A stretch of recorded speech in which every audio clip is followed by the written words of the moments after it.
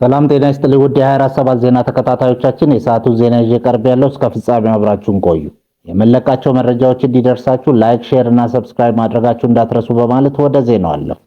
በተደጋጋሚ ግድያ በሚፈጸምበት በኦሮሚያ ክልል ምስራቅ አርሲ ዞን ሸርካ ወረዳ በተፈጸመ አዲስ ጥቃት እስካሁን ባለው መረጃ ብቻ 21 ምዕመናን በታጠቁ አካላት መገደላቸውን የወረዳው ቤተ ክህነት የዞኑ ሀገረ ስብከት ገለጹ።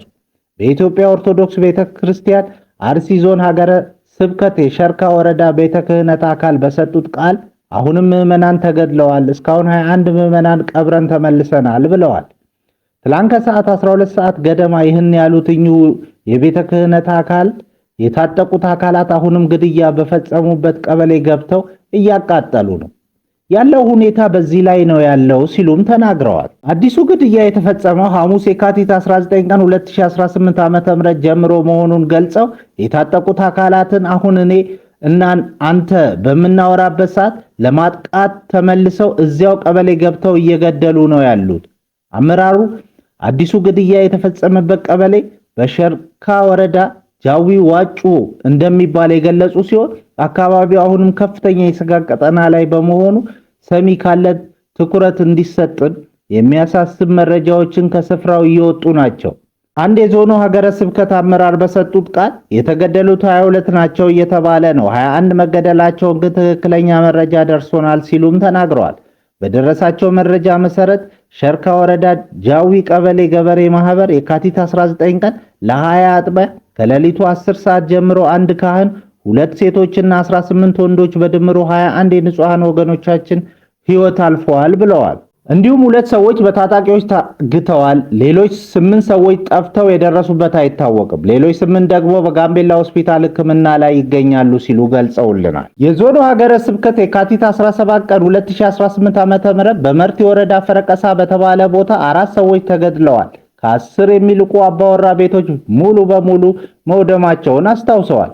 የሶማሌና ምስራቅ አርሲ ሀገረ ስብከት ሊቀ ጳጳስ ብፁዕ አቡነ ኤልሳ በበኩላቸው በሸርካ ወረዳ ትናንት 21 ኦርቶዶክሳውያን መገደላቸውን ለማህበረ ቅዱሳን ቴሌቪዥን ገልጸው ከሞቱት 21 ምዕመናን መካከል እንደኛው ካህን እንደሆኑ የሁሉም ስርዓተ ቀብራቸው ትናንት መፈጸሙን ተናግረዋል።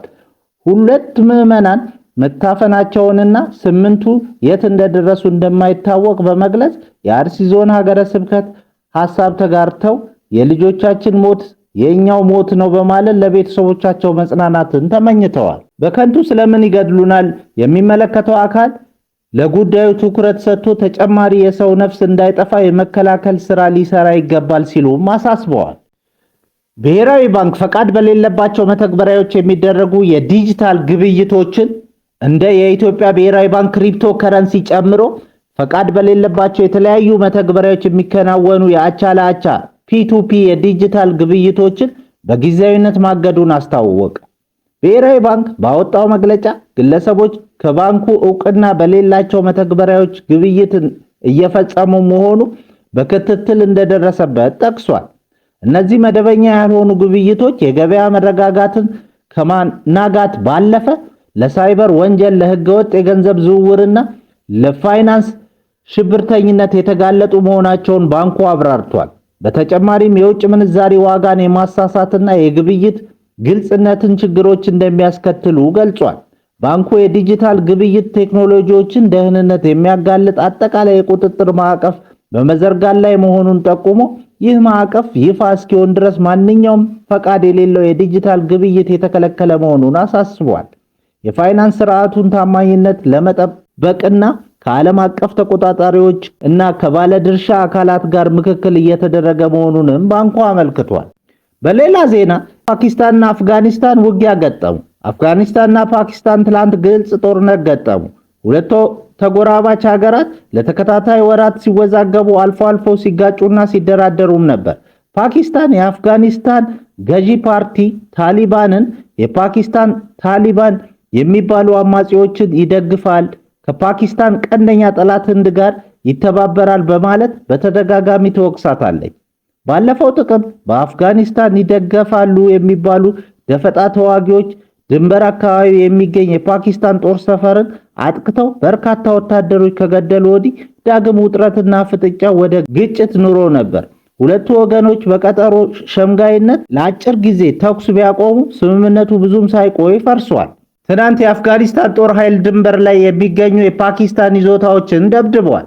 የካቡል ባለስልጣናት ጥቃቱ ባለፈው እሁድ የፓኪስታን ጦር የአፍጋኒስታንን ግዛት መደብደቡን ለመበቀል ነው ብለው ነበር። ፓኪስታን ግን የትናንቱን ጥቃት ለመበቀል በከፈተችው መጠነ ሰፊ የአየር ጥቃት የአፍጋኒስታን ርዕሰ ከተማ ካቡልን ጨምሮ በርካታ አካባቢዎች ደብድባለች።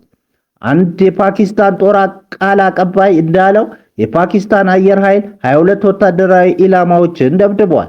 ሁለቱ ሀገራት ውጊያውን እንዲያቆሙ የቱርክ የኢራንና የሳውዲ አረቢያ መንግስታት ጠይቀዋል። የፓኪስታን መከላከያ ሚኒስትር ከዋጁ መሐመድ አሊፍ እንዳሉት ግን ፓኪስታኖች ትዕግስታቸው ተሟጧል። ሚኒስትሩ አክለው ግልጽ ጦርነት ገጥመናል ብለዋል። በውጊያው ከሁለቱም ወገኖች ሰላማዊ ሰዎችና ተቋማት መጎዳታቸውም ተጠቅሷል። በጣሊያን የሚላን ከተማ አንድ ባቡር ከፉርጎ ወጥቶ ህንፃ ጋር በመጋጨቱ አንድ ሰው ሲሞት በትንሹ 20 ሰዎች ላይ ጉዳት መድረሱን ፖሊስ አስታወቀ። አደጋው የደረሰው ከተማዋ የፋሽን ሳምንት ስነ ስርዓት እያስተናገደች ባለችበት ወቅት ነው። የዓይን እማኞች እንደገለጹት ተሽከርካሪው በከፍተኛ ፍጥነት ይጓዝ የነበረ ሲሆን ድንገት መንገዱን ስቶ በአቅራቢያው ወደሚገኝ ሱቅ ውስጥ ዘልቆ ገብቷል። በአካባቢው የነበሩ ሰዎች የፍንዳታ ያህል ከፍተኛ ድምፅ እንደሰሙና እንደ መሬት መንቀጥቀጥ እንደተሰማቸው ተናግረዋል። አደጋው የተከሰተበት ትክክለኛ መንስኤ እስካሁን ባይታወቅም ባለስልጣናት ምርመራ እያደረጉ ይገኛሉ። አለቃል ማማት ለጤና ጠቃሚ ነው ሲል አንድ ጥናት አመለከተ። በቅርቡ የወጡ ሳይንሳዊ ጥናቶች እንደሚያመለክቱት ሰራተኞች ስለ ስራ መሪዎቻቸው ወይም ስለ ድርጅት አስተዳደር እርስ በርስ ማማታቸው ለጤናና ለቡድን ስራ ከፍተኛ ጥቅም አለው። የሩትገርስ ዩኒቨርሲቲና ሌሎች ተመራማሪዎች ባደረጉት ጥናት መሰረት ሰራተኞች ስለ አስተዳደሩ ቅሬታቸውን ሲለዋወጡ አእምሯቸው እንደ ማህበራዊ ድጋፍ ይቆጥረዋል። ይህም ሰራተኞች ስሜታቸው እንደተረዳላቸው ስለሚሰማቸው የጭንቀት ሆርሞን ይቀንሳል። የጋራ ቅሬታ ሰራተኞች እርስ በርስ ያቀራርባል። ይህም በትብብር የመስራት አቅምን ይጨምራል። ግልጽ የሆነ የሐሳብ ልውውጥ ሰራተኞች በራሳቸው እንዲተማመኑና በስራ ያላቸውን ተነሳሽነት እንዲጨምር ያደርጋል። ጥናቱ እንደሚያሳየው ይህ አይነቱ ግንኙነት በተለይ በአስቸጋሪ አረቆች የሚመጣን የሥራ ጫና ለመቋቋም ወሳኝ መፍትሄ ነው። ክቡራን አድማጮቻችን ለሰዓቱ ያልናቸውን ዜናዎች በዚህ እናበቃለን።